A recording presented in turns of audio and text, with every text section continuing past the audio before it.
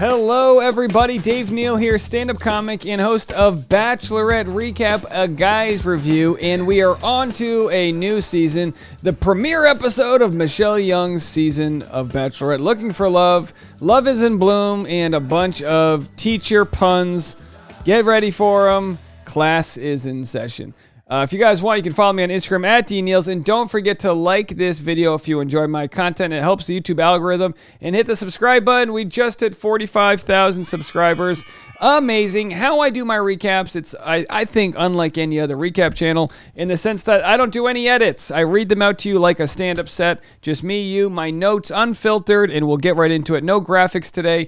I am going to be traveling to Phoenix all day, so I don't have the time to put together the edit to show all the snazzy graphics. But assuming you guys saw the show, you'll know who I'm talking about, or you can Google it if you're confused. I'm confused. The first few weeks of recapping the show is always a dumpster fire, trying to figure out names. Brendan M., Scott S. There's always too much going on. Anyway, let's dive right in. We're so excited for Michelle's season. She is looking stunning out there. She's going to be such a fantastic Bachelorette. So we hear from her class. They kind of get interviewed, and one of the students goes, "It's weird she's kissing 30 boys." And I'm like, you know what? Yeah, it is kind of weird. Don't we love kids and their honesty? They're always like, "Why your haircut looks so stupid?" You know what I mean? Those shoes are dumb. Why would you wear those shoes? You're like, "I'm sorry, kids are cutting through my soul." No one can insult you like a child. So they're like, yeah, you know, Miss Michelle, she's going to go on a TV show where she's going to try to find love, and she's going to have to kiss the different guys. And then some like 8-year-old's like, "Isn't it weird she's kissing 30 men?" Yeah, no, it's kind of weird. Absolutely. Yeah, it's during a pandemic. Yeah. I thought we were supposed to socially distance. You are, but she's going to, it's a whole thing. All right. Michelle's parents are featured. Super adorable. Michelle says she won't settle for a relationship that isn't as strong as her parents, which I think is a great message, but also, like, not every relationship starts out like, you like, by the time they had you, Michelle, they were probably strong, but you got to start somewhere. So hopefully she looks for that spark. Michelle calls Caitlin and Tayshia her secret weapon. Look, it's a great trio. Michelle looking stunning, Caitlin and Tayshia. Last, for Katie's season, Caitlin wasn't yet engaged. Do I have that right? Caitlin wasn't engaged yet during Katie's season. Yeah, that's right. She got engaged right after Caitlin's. Time flies. Anyway, Caitlin and Tayshia are both engaged, and they're there to offer great advice and great support for Michelle. So we start to meet the men, and this is where it becomes a dumpster fire. They show us so many different guys. They cut around, so just stick with me. We'll figure it all out. We start with Chris. He gets his eyes waxed. He loves his mom in sports. Then we meet Clayton. He looks like Hercules of the Midwest, former D1 athlete with dimples. And then we meet Nate with a Y. He's got a white mom and a black dad. Kind of like Michelle's setup, obviously different scenario there, but in the sense that they can both relate to having parents of mixed ethnicities. This is very important when it comes to being able to understand where each other comes from. He's a Canadian living in Texas. He's tall with earrings. I mean, come on. Lock this guy down. I'm loving the montage of the guys all showing up, filming their different excursions. It's a little different this year because they're not exactly in quarantine anymore. So you got the guys driving in, kind of their selfie videos. Tayshia and Caitlin show up too. They show up to the different guys' hotel rooms. Chris enters, shocked. Then Spencer answers the door shirtless. This is fun. This is like Room Raiders, right? Kind of fun. Caitlin says if you look into someone's car, it says a lot about them. Caitlin and Tayshia compliment Spencer on his coffee scrub face wash. So a lot of people on my live stream last night had said that this was disturbing to them. They thought it was very sexist, that we would never have the host going through women's stuff on a guy season of The Bachelor. I'm not here to play the whole gender card with it all. I think it was kind of harmless. I think the guys were in on it too. I feel like they had pre-approved this. It just felt very produced to me. Then we meet Ryan, right? He's the shirtless guy on a tractor. Let me tell you something. No one drives a tractor shirtless. You're going to get melanoma. You're going to start to break out in a sweat, and then a dust cloud's going to hit you. No one wants dusty nipples. Take it from me. No one wants dusty nipples, okay? So anyway, that's a whole fabricated scene. Who rides shirt? I've never seen one. Okay, you're jiggling. No, they never look good. Caitlin and Tayshia go through all of Ryan's stuff. He has research, how to get more screen time, how to get a good edit. Of course, in my humble opinion, this is so overly fabricated. Either he had a friend who's a producer who helped him with that stuff, and then they called him out for it. Whatever the case may be, I just don't buy this. For a second, I'd love to know what you guys think. We've covered this kind of. They leaked the scene a week in advance. I feel like they were just trying to drum up some attention for Michelle's season, and this was like, all right, okay, they caught him. All right. Okay, first impression time. So Michelle hasn't even met anybody yet, and the hosts already have dirt on everyone, room raider style. I thought they were going to bring a black light in there. First impression time, Michelle shows up in limo. The co-hosts gawk over how great Michelle looks. Hey, we agree. She looks stunning. She's absolutely, we've never seen men get this giddy for a bachelorette ever.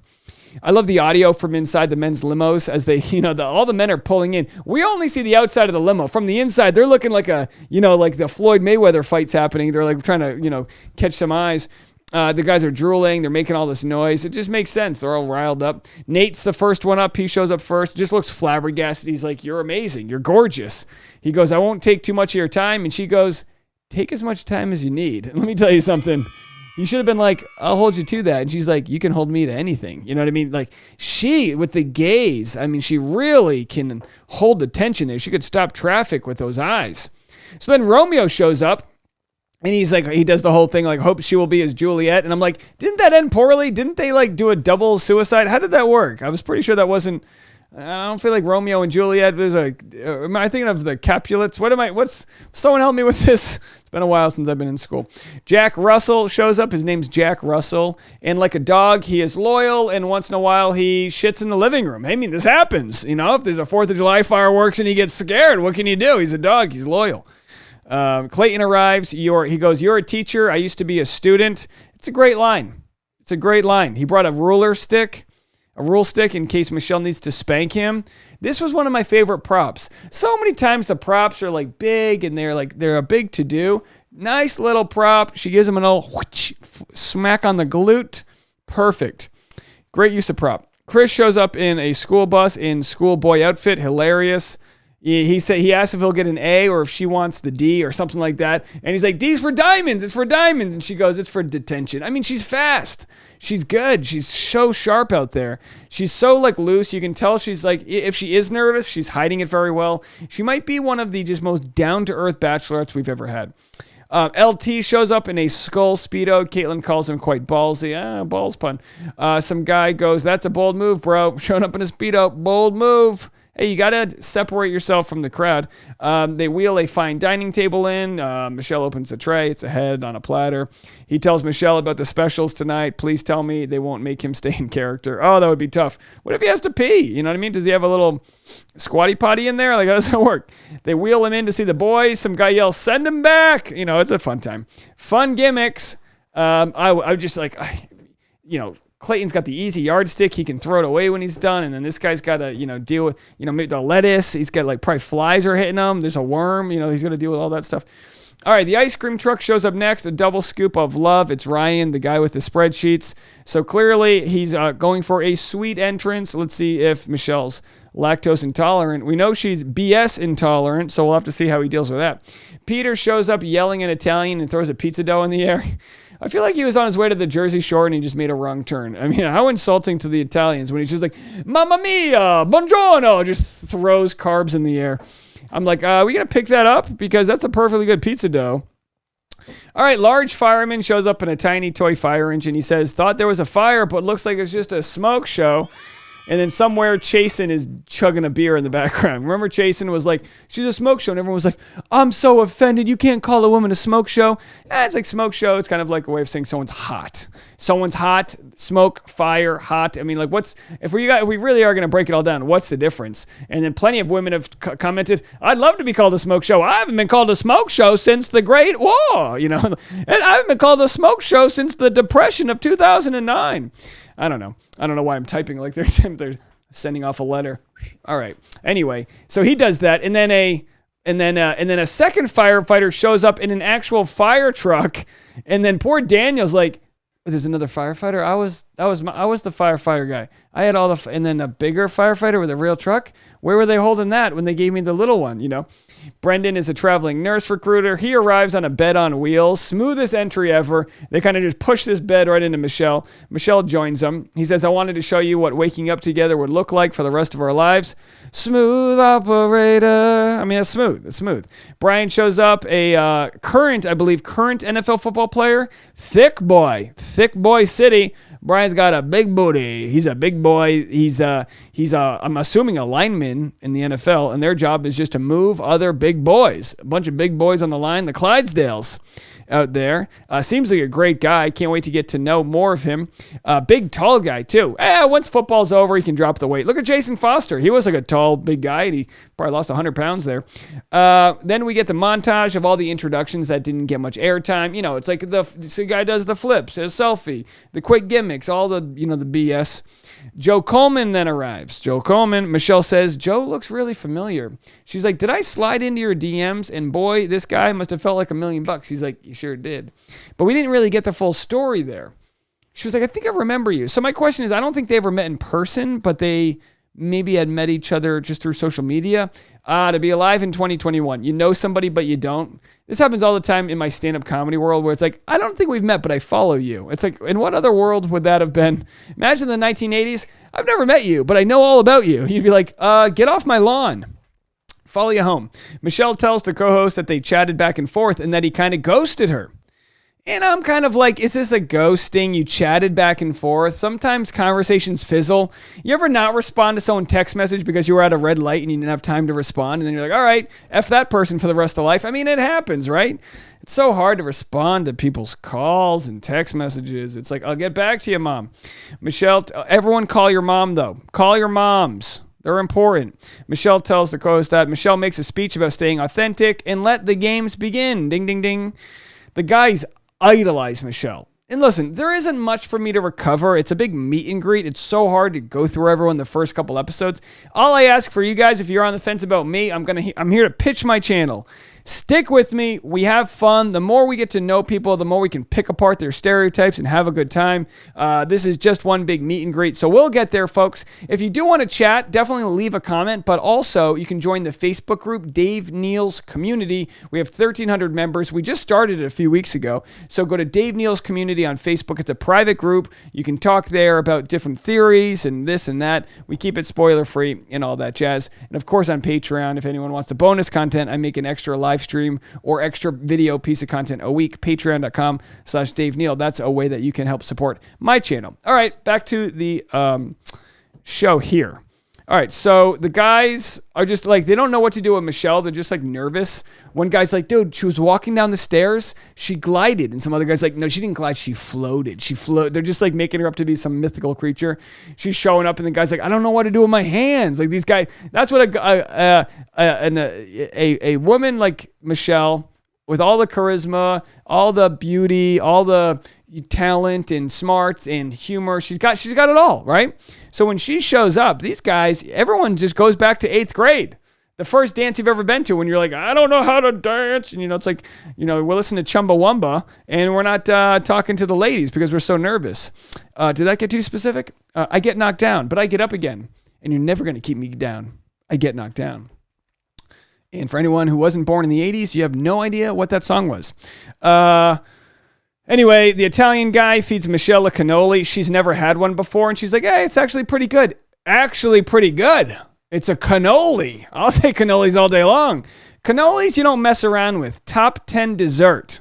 The only problem I have with a cannoli is if you're too excited to eat one and you start like sucking, you start like breathing as it's coming in, and then the powdered sugar from the cannoli will actually cause you to cough up the cannoli. Has that ever happened? You got to go slow with your cannoli. Michelle asks Joe Coleman to chat. She says someone forgot to hit send, referring to him not responding to her and getting ghosted.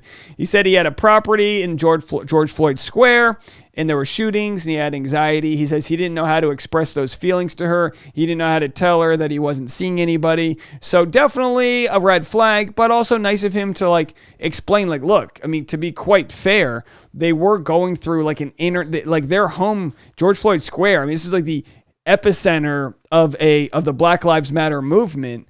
And I don't know what their time frame was of when they were exactly there, but there's a lot going on there. So I don't feel like this is the type of excuse like, oh, my dog ate my homework. It's like, sorry, life was crazy. Life gets away from me. All of a sudden, here I am. Now, obviously, if you're Michelle, you have to be guarded.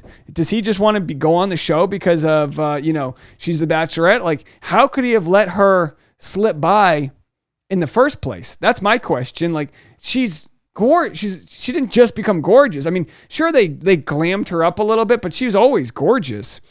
So I thought it was a pretty good excuse or response or whatever. Michelle says, as a woman of color, she's also right in the heart of it. She said, you didn't have to be ready for a relationship, but respect is a huge thing. She said her hesitation is, how do I know you're not going to shut down again? And he says, I truly came for you, and let's see if they can come together right now, or at least maybe in the near future. Of course, the fear is that he's not there for the right reasons. Rick, the head of the platter, he finally emerges from his dinner table. He's a charming guy. Michelle called it the weirdest gimmick. And I have to say, Rick got a lot of love from my live stream. If you guys have time to kill and want to go check that out, and go check out my live streams from last night. People were like, oh, Rick's sexy. He's great. I mean, maybe he didn't look too good with his head on a platter, but he really filled out in the flesh. So we'll have to see how that goes. Tayshia and Caitlin pull Michelle aside to tell her about their investigative work about Ice Cream Ryan.